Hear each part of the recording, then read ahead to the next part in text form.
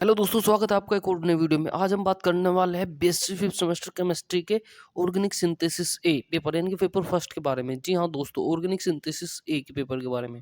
जी हाँ दोस्तों, ये पेपर पिछले साल एमएसयू यूनिवर्सिटी में हुआ था, यानी कि मां साकपुर यूनिवर्सिटी सहारनपुर में ये पेपर हुआ था। तो जो बच्चे मां साकपुर यूनिवर्सिटी से बिलोंग करते हैं उनके लिए पेपर बहुत ज़्यादा इंपॉर्टेंट होने वाला है, क्योंकि मैंने जितने पेपर देखे हर बार आपको रिपीटिशन क्वेश्चन में देखने को मिलता है। इस बार इसलिए मैं आपके लिए एक पेपर लेकर आया हूँ भाई। बहुत ही इंपॉर्टेंट क्वेश्चन पेपर है, बिल्कुल ध्यान से देखना, वीडियो को स्किप मत करना। अगर आप स्किप करोगे तो आप ही अपना नुकसान करोगे भाई, मेरा कुछ नहीं होने वाला। और आपको कैसे बता दूं कि भाई मैं आपको एग्जैक्ट कैसे बता दूं रिपीटिशन होता है, क्योंकि भाई मैं बेसिक फाइनल कर चुका हूँ। ठीक है भाई, इसलिए मैं आपको इतनी डीपली बता सकता हूँ, क्योंकि मैंने इसी साल बेसिक को फाइनल किया है भाई। तो मैं अभी आपको बता के चलता हूँ भाई क्या का पेपर है भाई। ऑर्गेनिक सिंथेसिस है, पेपर कोड आपका ये रहा। ठीक है भाई, आपको पता है आपको लिखने वाले पेपर में 3 घंटे का समय मिलता है, 75 मार्क्स आपके होते हैं। इसमें आपको भाई 3 लॉन्ग करने होते हैं, 2 शॉर्ट्स करने होते हैं, और भाई 4-5 इसमें आपको वेरी शॉर्ट्स मिल जाएंगे। ठीक है, तो हम एक एक को आपको देखते हुए चलेंगे। ठीक है, तो यहाँ पर आपका पहला जो क्वेश्चन होता है वो आता है, आपका जो पहला खंड होता है वेरी शॉर्ट्स, यानी कि शॉर्ट टाइप्स आंसर। यहाँ पर आपको 5 क्वेश्चनों के आंसर देने होते हैं, प्रत्येक क्वेश्चन 3 नंबर का ऊपर होता है यहाँ पर आपको। ठीक है भाई, आपको मैं आप अगर आप चाहोगे तो मैं आपको बिल्कुल एक ऐसा पेपर बना के दे दूंगा जिससे आपको पेपर बाहर नहीं जाएगा, जिसमें आपको 15 से 20 क्वेश्चन लॉन्ग और शॉर्ट्स दोनों के होंगे, और भाई 10 क्वेश्चन मैं आपको शॉर्ट्स के वेरी शॉर्ट्स के बना दूंगा, उनसे पेपर आपको बाहर नहीं जाने वाला। अगर आप कमेंट करोगे तो ही आपको बना के दूंगा, नहीं तो भाई फिर आपकी मर्जी भाई। तो फिलहाल हम ये मासा यूनिवर्सिटी का क्वेश्चन पेपर देखते हैं जो पिछले साल हुआ था। यहाँ पर आपको यहाँ पर आपको बता दो, सभी 5 प्रश्नों के उत्तर दीजिएगा, यानी कि आंसर भाई आपको 5% देंगे, आपको 5 के 5 आपको यहाँ पर देने हैं। मैं आपको भी बता देता हूँ कौन कौन से है। पहला है आपका वुड्स अभिक्रिया, यानी कि एक्सप्लेन वुड्स रिएक्शंस क्या होती है भाई। दूसरा आपका give an example bridge reduction, यानी कि ब्रिज रिडक्शन के बारे में आपको यहाँ पर एग्जांपल देना आता है। ठीक है, और जो क्वेश्चन नंबर 3 है आपका वो क्या है, वो है भाई right a short notes of the acidic character of alkynes, यानी कि जो एसिडिक कैरेक्टर्स होते हैं किसके, एल्काइंस के, उसके ऊपर आपको एक शॉर्ट नोट्स लिखना है भाई। ठीक है, थर्ड 14 क्वेश्चन आपको identify the atomic and anti aromatic nature of the given molecules. क्या है मॉलिक्यूल्स है के, एक मिनट रुक जाते हैं। हाँ मॉलिक्यूल्स है। ठीक है भाई, इनके दिए गए अणुओं के एरोमेटिक और एंटी एरोमेटिक प्रकृति की पहचान कीजिए, यानी कि जो आपको कार्बन दिए गए हैं इनके भाई एरोमेटिक और एंटी एरोमेटिक का आपकी पहचान करनी है। ठीक है भाई, क्वेश्चन नंबर 5 की बात करते हैं, तो क्वेश्चन नंबर 5 आपके सामने आ गया भाई। व्हाट इज हाइड्रेशन, क्या भाई what is hydration of alcohol, यानी कि एल्कोहल का निर्जलीकरण क्या है। तो भाई ये आपके 5 क्वेश्चन हो गए, 5 के 5 का आपको आंसर देने होते हैं, 15 नंबर आपको यहाँ पर मिलते हैं। सेक्शन भी भाई शॉर्ट आंसर टाइप क्वेश्चन होते हैं, इनके लघु उत्तरीय क्वेश्चन होते हैं। यहाँ पर आपको 3 क्वेश्चन दिए होते हैं, लेकिन आपको 2 क्वेश्चन करने होते हैं, प्रत्येक क्वेश्चन 7.5 मार्क्स का होता है। ठीक है भाई, ये देख सकते हो आप 7.5 मार्क्स, इनके 2 क्वेश्चन करने हैं आपको, 2 क्वेश्चन 15 नंबर के आपको यहाँ पर मिलेंगे देखने को। उसके बाद हम चलते हैं भाई नीचे, कौन कौन से क्वेश्चन है।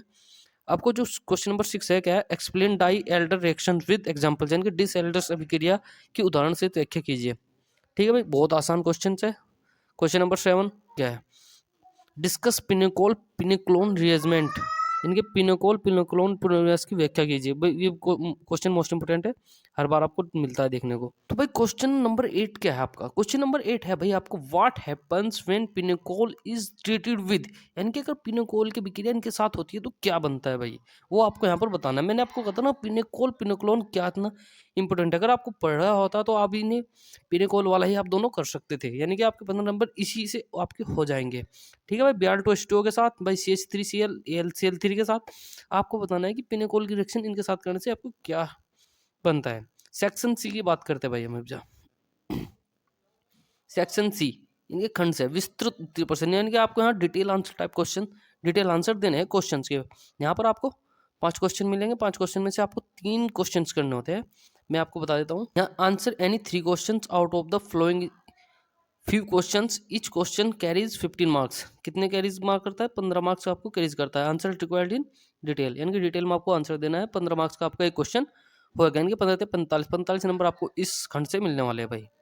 अभी देखते हैं यहाँ पर फर्स्ट क्वेश्चन है what do you understand by Baeyer's strain theory, discuss the limitation of the advantage and modifications, यानी कि बायर्स के विकृति सिद्धांत से आप क्या समझते हैं, इनकी सीमा और लाभ इसमें किए गए हैं, बदलाव और सुधार का वर्णन कीजिए।